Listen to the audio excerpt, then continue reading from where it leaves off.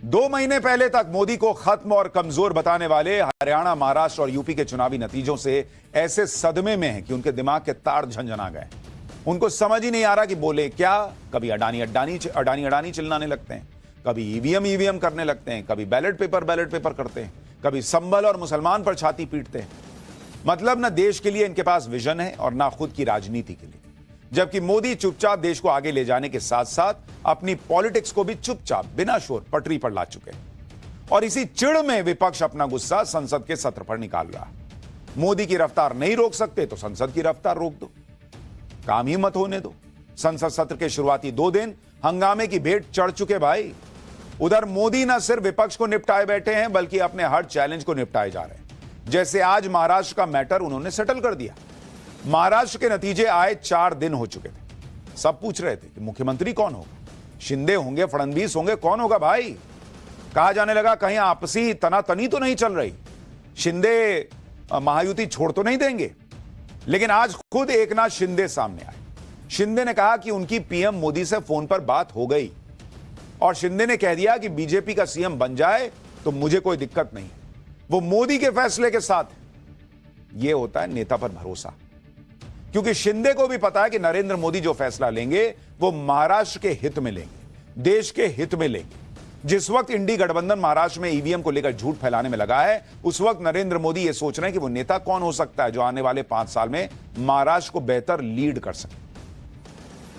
महाराष्ट्र में पीएम मोदी और अमित शाह ने जिस तरह से गठबंधन को सेट किया, उसका असर यह हुआ कि खुद सिटिंग सीएम एकनाथ शिंदे ने आकर ऐलान किया कि कोई नाराजगी नहीं है भाई, उनकी पीएम मोदी और अमित शाह से बात हो गई है, बीजेपी जिसे सीएम बनाएगी उसे सपोर्ट कर देगी। एकनाथ शिंदे ने जब प्रेस कॉन्फ्रेंस की तो उनके चेहरे पर कोई निराशा या नाराजगी भी नहीं दिखी। अच्छा, जब खबर आई कि एकनाथ शिंदे प्रेस कॉन्फ्रेंस करने वाले हैं तो कई लोगों को लगा कि अरे बाप रे, अब होगा बवाल, कह देंगे कि नहीं सीएम पद चाहिए, नहीं ये नहीं वो। एकनाथ शिंदे आए और सीधा सरेंडर कर दिया कि नरेंद्र मोदी जो करें सब मंजूर। ना तो ऐसा लगा कि उनके साथ कोई नाइंसाफी हो रही है, ना ही वो भारी मन से प्रेस कॉन्फ्रेंस कर रहे हैं, कुछ भी ऐसा नहीं लगा। उल्टे एकनाथ शिंदे तो पीएम मोदी और अमित शाह की तारीफ करते करते नहीं थक रहे थे। यह तक कह दिया कि पीएम मोदी और अमित शाह उनके साथ चट्टान की तरह खड़े रहे। एक बार सुनिए एकनाथ शिंदे ने क्या कहा, फिर आपको बताऊंगा कि बिना किसी सियासी ड्रामे के महाराष्ट्र में बीजेपी का सीएम बन जाना कैसे कोई छोटी बात नहीं। कल आदरणीय प्रधानमंत्री जी से भी बात की, उनको भी कहा सरकार बनाने में हमारी तरफ से कोई अड़चन नहीं है, आप निर्णय ले लो जैसे आपके भारतीय जनता पार्टी वो आपका निर्णय अंतिम लेता है। हम भी महायुति के कौन लीडर है, एनडीए के लीडर कौन है, मोदी जी है, अमित भाई है, तो उनको कहा कि मैंने अमित भाई जी को भी फोन किया, मोदी जी को भी फोन किया, सरकार बनाने में हमारी तरफ से कोई भी रुकावट, कोई भी अड़चन, कोई भी कुछ भी किसी भी तरह का अड़ंगा नहीं है। आप बेशक आप निर्णय ले लो, उस निर्णय की तामील हो जाएगी, निर्णय की अमल हो जाएगी। और मैं आज आप सबको कहता हूं कि भारतीय जनता पार्टी के वरिष्ठ नेता जो निर्णय लेंगे मुख्यमंत्री पद के बारे में, जो उनका कैंडिडेट होगा उसको हमारा शिवसेना का पूरी तरह समर्थन है। यानी एक तरीके से एकनाथ शिंदे ने क्लियर कर दिया कि कैंडिडेट मोदी और शाह तय करेंगे सीएम पद का, और उनका कैंडिडेट होगा, मतलब एक तरह से इशारा कर दिया उन्होंने कि बीजेपी का ही मुख्यमंत्री बनने जा रहा है। अच्छा, कुछ लोग एकनाथ शिंदे के इस ऐलान को यह कहकर हल्का कर सकते हैं कि जब बीजेपी ने सबसे ज्यादा सीटें जीती हैं तो सीएम तो उनका ही ना बनेगा, इसमें बड़ी बात क्या होगी। ऐसे लोगों को यह नहीं भूलना चाहिए कि महाराष्ट्र में तो इंडी गठबंधन नतीजे आने के पहले ही सीएम की कुर्सी को लेकर झगड़ रहा था। यहां जीत गए तब भी नहीं झगड़ रहे। और आप झारखंड का उदाहरण देखिए, वहां हेमंत सोरेन जब जेल गए तो अपनी जगह चंपई सोरेन को सीएम बनाकर गए। जेल से बाहर आए तो उन्हें आसानी से सीएम की गद्दी नहीं मिल पाई, चंपई सोरेन ने बगावत कर दी थी। इस तरह का कुर्सी का मोह होता है नेताओं में। लेकिन यह बीजेपी है, यह नरेंद्र मोदी की लीडरशिप है। कभी नीतीश कुमार पैर छू लेते हैं, कभी एकनाथ शिंदे सरेंडर कर देते हैं। कभी बीजेपी गुजरात में चुनाव के पहले पूरी की पूरी मुख्यमंत्री समेत कैबिनेट बदल देती है, उत्तराखंड में 3-3 सीएम बदल देती है, लेकिन कोई चू चपड़ नहीं होती। यह है नरेंद्र मोदी में विश्वास, उनके खुद के पार्टी के लोगों का, उनके खुद के गठबंधन के लोगों का। यानी सत्ता का परिवर्तन करना आसान बात नहीं होती, लेकिन महाराष्ट्र में मोदी शाह की जोड़ी ने सब कुछ आराम से करवा दिया। यही अगर इंडी गठबंधन होता, आप लिख के ले लीजिए, आपस में लड़ मर गए होते ये लोग, क्योंकि वहां कोई किसी पे भरोसा ही नहीं करता, सबके अपने अपने मतलब हैं और मतलब की यारी है। यही वजह है कि पब्लिक इन पे भरोसा नहीं कर पाती, और भरोसा नहीं करती तो हारते हैं, फिर उसके बाद रोना रोते हैं।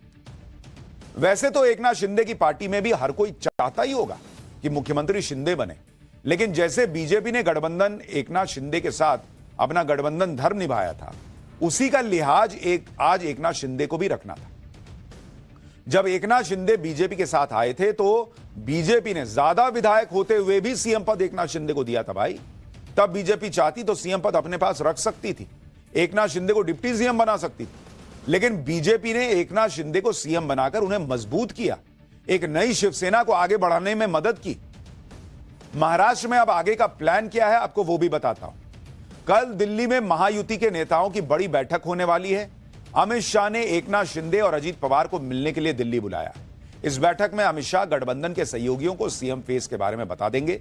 सीएम को लेकर फैसला करीब करीब हो चुका है कहा जा रहा है। सीएम पद के लिए देवेंद्र फडणवीस का नाम लगभग तय कहा जा रहा है, लेकिन अमित शाह और नरेंद्र मोदी के कार्यकाल में कुछ भी सरप्राइज आ सकता है। सूत्रों के हवाले से हालांकि खबर यह है कि 2 दिसंबर को शपथ ग्रहण का समारोह हो सकता है। महाराष्ट्र में बीजेपी का सीएम कौन होगा यह आधिकारिक तौर पर कल क्लियर हो ही जाएगा, लेकिन सवाल यह है कि एकनाथ शिंदे का क्या होगा, फिर नई सरकार में उनकी भूमिका क्या होगी। भाई अगर मुख्यमंत्री नहीं बने तो फिर क्या बनेंगे? क्या नई सरकार में एकनाथ शिंदे डिप्टी सीएम बनेंगे? क्या नई सरकार में वो गृह मंत्रालय ले लेंगे? ऐसी भी चर्चा थी कि उन्हें केंद्रीय कैबिनेट में पद दिया जा सकता है। हालांकि केंद्रीय कैबिनेट में जाने की बात से एकनाथ शिंदे ने इशारों में इनकार कर दिया। आज एकनाथ शिंदे ने सीएम पद पर सरेंडर करके अपना कद भी और बढ़ा लिया, क्योंकि साल 2019 में उद्धव ठाकरे ने सीएम की इसी कुर्सी के लिए सालों पुराना बीजेपी से अपना रिश्ता तोड़ दिया। भाई जिस कांग्रेस को बाला साहब ठाकरे फूटी आंख पसंद नहीं करते थे, उस कांग्रेस के साथ गठबंधन कर लिया उद्धव ठाकरे ने एक सीएम की कुर्सी के लिए। आप सोचिए उस एकनाथ शिंदे का कद अपने नेताओं में, अपने लोगों में कितना बढ़ गया कि जिस एक कुर्सी के लिए उद्धव ठाकरे ने अपनी विचारधारा को जमीन में गाड़ दिया, उस कुर्सी को एकनाथ शिंदे ने साइड लगा दिया। नहीं, जो मोदी शाह बोलेंगे वो करेंगे भाई, गठबंधन जरूरी है। एकनाथ शिंदे ने कोई गलती नहीं की जो उद्धव ठाकरे ने की, इसलिए आज देवेंद्र फडणवीस ने एकनाथ शिंदे की तारीफ की। कि हमारे महायुति में कभी भी कोई एक दूसरे के प्रति अलग मत ये रहा नहीं है। हमने हमेशा साथ में बैठकर निर्णय किए हैं, और चुनाव से पहले भी हमने कहा था कि चुनाव के बाद साथ में बैठकर निर्णय करेंगे। कुछ लोगों के मन में जो शंकाएं थी उनको दूर करने का काम सम्माननीय एकनाथ शिंदे जी ने किया है। जल्द ही हम हमारे नेताओं के साथ बैठेंगे और उचित